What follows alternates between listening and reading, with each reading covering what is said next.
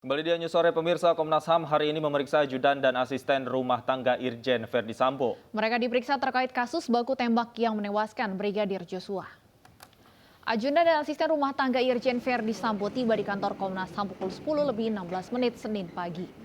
Salah satu ajudan yang pekan lalu diperiksa datang kembali mengenakan kaos dan topi berwarna hitam. Ada juga seorang wanita yang diduga ART Verdi Sambo mengenakan baju putih dan kerudung hitam terlihat dalam rombongan. Mereka dikawal ketat oleh polisi dan langsung naik ke lantai 2 gedung Komnas HAM untuk menjalani pemeriksaan. Kehadiran ajudan dan ART Verdi Sambo untuk memberikan keterangan terkait apa yang terjadi saat peristiwa baku tembak di rumah Verdi Sambo. Nantinya keterangan ini akan digunakan untuk melengkapi hasil penyelidikan Komnas HAM.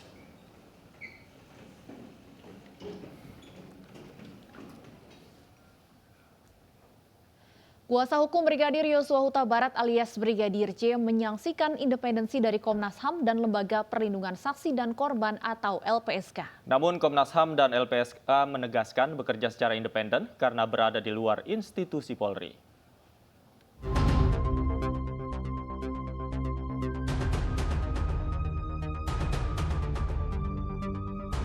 Tiga pekan setelah Brigadir Joshua Huta Barat dinyatakan meninggal dunia, Polri belum juga mengungkap penyebab pasti kematian Brigadir J ke publik.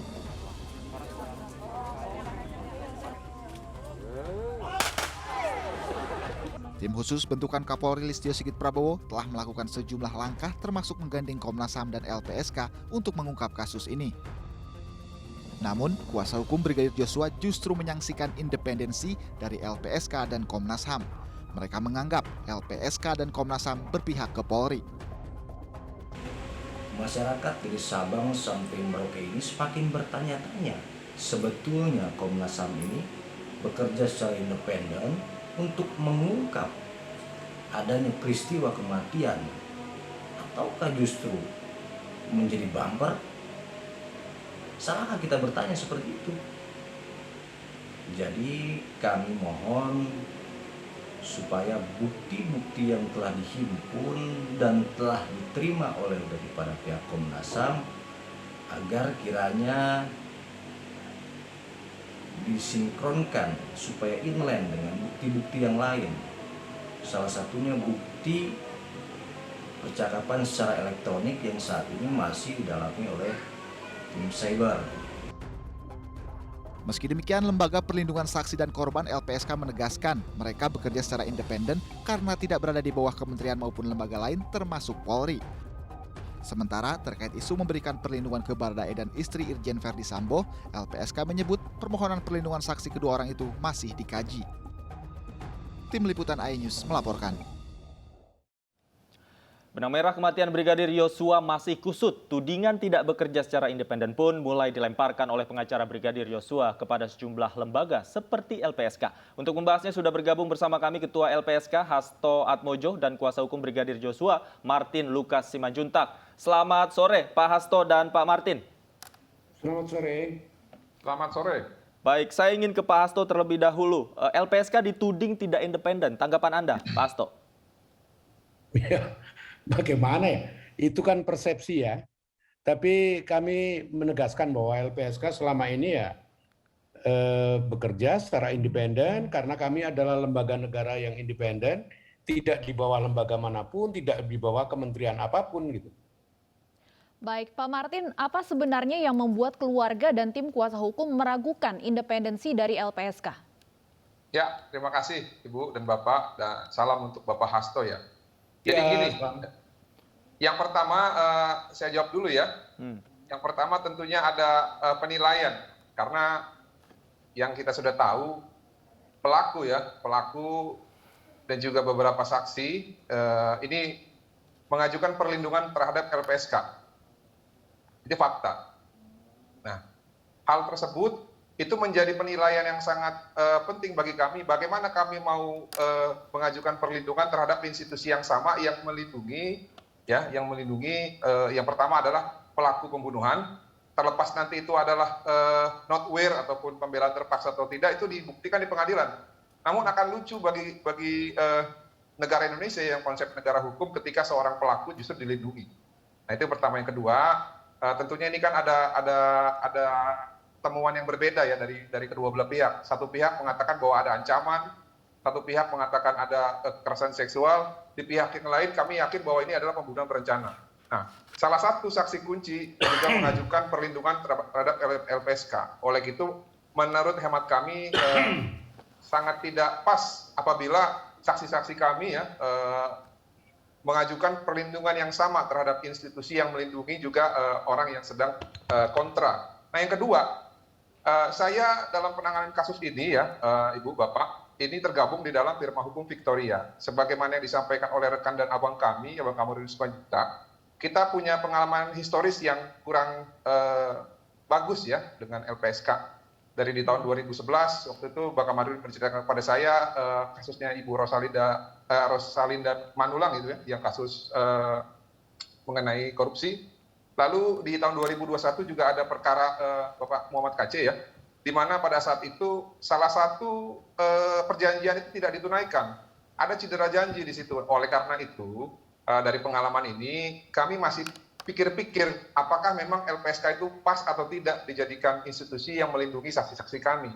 Kami malah lebih berharap apabila ada alternatif lain seperti angkatan bersenjata ya, seperti TNI Angkatan Darat, jika memang mau melindungi saksi-saksi kami akan percaya untuk memberikan saksi-saksi kami untuk dilindungi terhadap Angkatan Bersenjata Republik Indonesia. Terima kasih. Oke, baik. Saya ingin kembali ke Pak Hasto. Pak Hasto, terkait dengan pengajuan untuk perlindungan dari terduga pelaku ini, berkasnya sudah sampai dan seperti apa pertimbangan dan prosesnya saat ini di LPSK? Jadi begini, LPSK ini kan terbuka ya, siapapun bisa mengajukan permohonan perlindungan ke LPSK. Dan untuk kasus permohonan yang diajukan oleh Ibu P maupun Baradae, itu kita belum melakukan perlindungan. Kita masih pada tahap investigasi dan assessment. Jadi belum memberikan perlindungan. Nah, mengenai kasus yang disampaikan oleh Mas siapa ini? Martin. Mas Martin, tahun 2011 saya belum ada di LPSK ya. Tetapi kalau yang kasus satu lagi, saya sudah ada di LPSK. Itu cedera janji apa ya? Ya, pada saat harusnya LPSK memberikan perlindungan secara fisik, tapi tidak ditunaikan, Pak. Perlindungan fisik kepada siapa? Dan perlindungan fisik seperti apa ya? Perlindungan fisik seperti melindungi terhadap ancaman penganiayaan, ataupun ancaman terhadap keselamatan jiwa, dan juga yang lain-lain. Tapi saya pikir tidak perlu kita bahas di sini secara teknis ya. Nanti kalau memang kita mau membicarain secara membedah sesuai dengan perjanjian, kami siapkan datanya, boleh nanti kita bicarakan ya. Ya. Setahu saya LPSK sudah memberikan apa yang menjadi kewenangan LPSK. Penempatan seseorang tentu saja tergantung status orang tersebut. Ada beberapa hal yang kita tidak bisa lampaui itu. Ya, tetapi nanti kita bisa diskusikan. Nah, berkaitan dengan keluarga Joshua, kami sudah berusaha berkomunikasi dengan pengacara. Meskipun bukan saya ya, tetapi salah satu wakil ketua katanya sudah melakukan komunikasi dengan pengacara. Dan kami menawarkan kalau memang merasa terancam, memang merasa perlu ada perlindungan, kami bisa berikan sama dengan yang lain. Dan kami akan lakukan investigasi maupun assessment sama. Baik. Pak Hasto, berapa lama waktu yang dibutuhkan untuk assessment? Kapan publik bisa mengetahui hasil permohonan perlindungan dari terduga pelaku, Baradae? Beberapa kali kami sudah sampaikan, kalau sampai 30 hari kerja, assessment dan investigasi tidak bisa kami lakukan, tentu kami akan putuskan untuk menolak perlindungan itu karena kami anggap pemohon tidak kooperatif. Tetapi hari Jumat kemarin Baradae sudah ke LPSK dan sudah dilakukan assessment psikologis. Tentu ini membutuhkan waktu hasil dari psikolognya. Dan saya dengar hari ini karena saya kebetulan di luar kota ini, Mbak, saya dengar ada pengacara atau siapa dari Ibu P ini yang ke LPSK. Saya belum juga terima laporan karena mungkin masih berlangsung pertemuannya. Oke. Saya ingin kembali ke Pak Martin. Pak Martin, terkait tawaran perlindungan yang sudah tadi Pak Hasto katakan sudah ditawarkan khususnya untuk keluarga Barada atau keluarga Brigadir J, seperti apa ini tindak Ya, lanjutnya? terima kasih sudah ditawarkan Pak Hasto, namun kami tetap pada penilaian kami sebelumnya. Kami menilai LPSK belum cocok menjadi lembaga untuk pelindung bagi saksi-saksi kami. Jadi tetap saya ucapkan terima kasih, tapi memang belum ada niat kami untuk memberikan perlindungan melalui LPSK. Tapi kalau ada alternatif, kami lebih percaya bahwa TNI Angkatan Darat bisa lebih mumpuni untuk melindungi saksi-saksi kami. Oke, Pak Itu Martin, tanggapan saya. meskipun LPSK ini kan adalah institusi independen, begitu juga amanah dari undang-undang, Anda tidak percaya dengan indikator-indikator yang tadi Anda sampaikan? Bukan saya ya, tapi tim ini yang tidak percaya. Tadi ada 2 indikator setidaknya yang saya jelaskan. Nah, mengenai independen atau tidak independen, banyak juga fakta di lapangan yang tidak seperti itu. Tapi kita tidak usah cari-cari kesalahan. Tetap kami menjalankan apa yang kami percayai. Nah, untuk saat ini kami belum percaya untuk memberikan perlindungan saksi kita pada LPSK. Namun, kembali lagi saya tegaskan, kalau ada alternatif TNI Angkatan Darat mau memberikan perlindungan saksi kami akan dengan senang hati menerima. Terima kasih. Pak Martin, apa yang bisa membuat tim kuasa hukum dan keluarga tidak lagi meragukan kinerja dari LPSK? Apakah jika permohonan perlindungan dari terduga pelaku ditolak, ini bisa mengembalikan kepercayaan dari tim kuasa hukum dan keluarga Brigadir Yosua? Yang pertama, kami butuh objektivitas. Ya, seperti saya sampaikan tadi bahwa bagaimana bisa calon tersangka ataupun pelaku yang dalam tanda petik sudah mengaku ya melakukan pembunuhan ya, walaupun nanti bisa dipertanggungjawabkan apakah pembelaan secara pembelaan atau bukan. Tapi setidaknya orang ini sudah mengaku melakukan penghilangan nyawa orang. Ya, bagaimana bisa ini diterima untuk melakukan assessment? Nah, oleh karena itu mungkinnya nanti ya, saya nggak tahu apakah ini teman-teman masih ada peluang untuk percaya atau tidak. Tapi mungkin kalau ada langkah awal yang baik, penolakan terhadap pengajuan asesmen dari Richard Eliezer, mungkin ada kemungkinan ke arah sana. Lalu mungkin nanti juga kalau misalkan saksi yang lain ya, yang berinisial P ini ditolak juga, berarti kan ada kemungkinan tidak akan dilindungi oleh institusi yang sama nanti saksi-saksi kita. Nah, ini juga mungkin juga bisa merubah pikiran kami sehingga kami memberikan akses agar LPSK mau melindungi saksi-saksi kami. Begitu mungkin tanggapan saya. Terima kasih. Oke, silakan Pak Hasto. Pak Hasto silakan. Jadi begini, LPSK ini kan fungsinya fungsi komplementer di dalam proses peradilan pidana atau dalam sistem peradilan pidana. Jadi setiap orang berhak mengajukan perlindungan. Kita akan melakukan investigasi dan asesmen apakah seseorang itu status hukumnya jelas.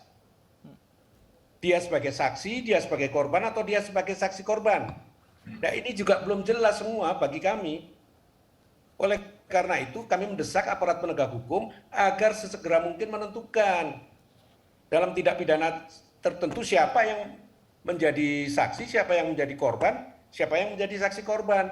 Karena yang berhak mendapatkan layanan dari LPSK itu diantaranya adalah ketiga subjek hukum itu. Jadi kita akan perjelas dulu apa status hukum yang bersangkutan. Apakah ada ancaman? Apakah ada signifikansi keterangan-keterangannya itu dengan proses peradilan pidana. Dan yang tidak kalah pentingnya itu adalah apakah permohonan itu disampaikan dengan itikat baik atau tidak. Nah, itu sampai itu aja kita belum. Baik, Pak Hasto, kami tentunya masih menunggu hasil dari asesmen ini. Lalu bagaimana dengan adanya kemudian anggota Polri yang juga bekerja di LPSK? Bagaimana Anda menjawab hal ini? Ya, memang kita itu mendapat BKO dari kepolisian untuk sebagai tenaga pengawal.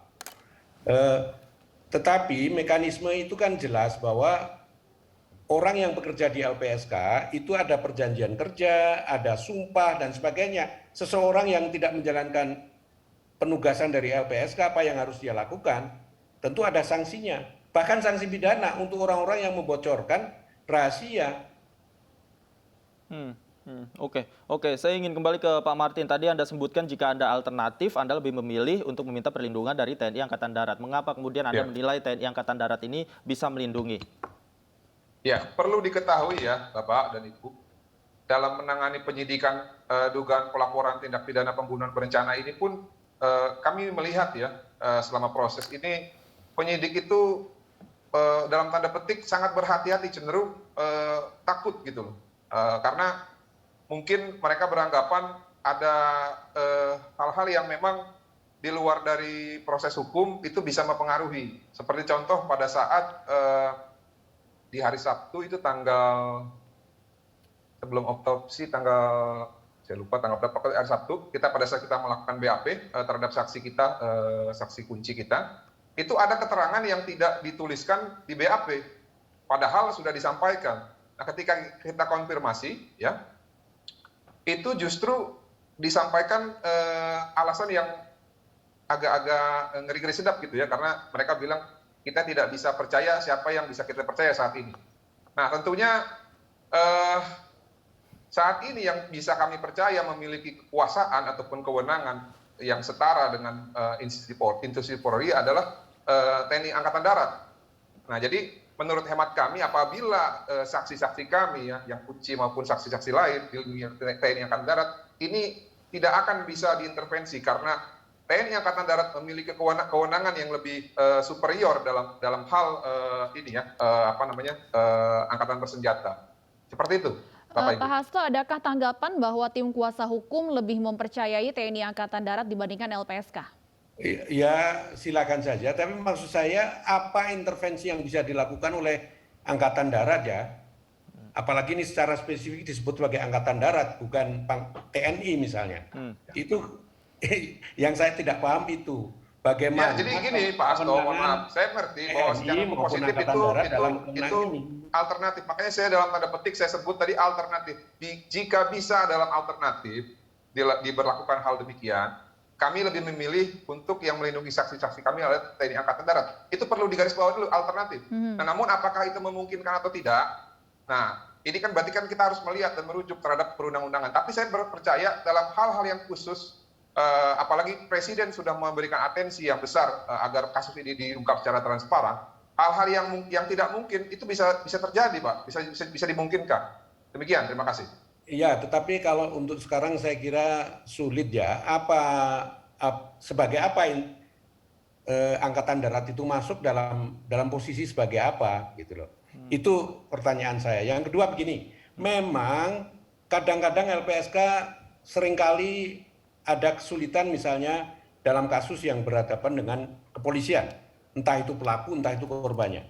Itu ada. Tetapi selama ini kita bisa atasi itu.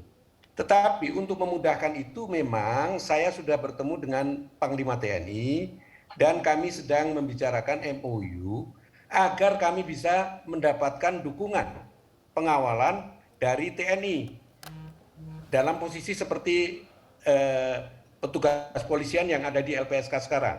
Dan itu masih dalam pembicaraan. Kalau itu yang terjadi saya kira bisa.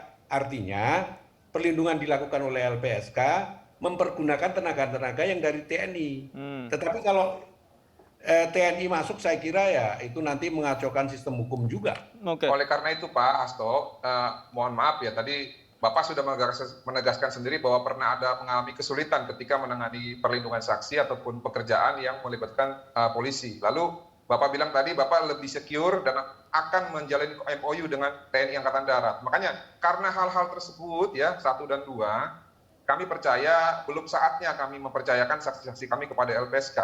Nah, karena ini terjadi di rumah polisi, Pak, ya. Dan pelakunya ini yang sudah mengaku membunuh ini polisi. Nah, tadi Bapak kan mengatakan bahwa saat ini tenaganya yang melindungi itu dimintakan bantuan BKO ya oleh polisi. Nah, kami salah satu kekhawatiran kami ya mengenai hal tersebut. Bagaimana bisa nanti LPSK melindungi saksi kami, padahal yang menjaga juga adalah dari rekan kita penegak hukum dari polisi gitu loh Pak. Makanya lebih fair kalau yang melindungi adalah berbeda institusi ataupun TNI Angkatan Darat.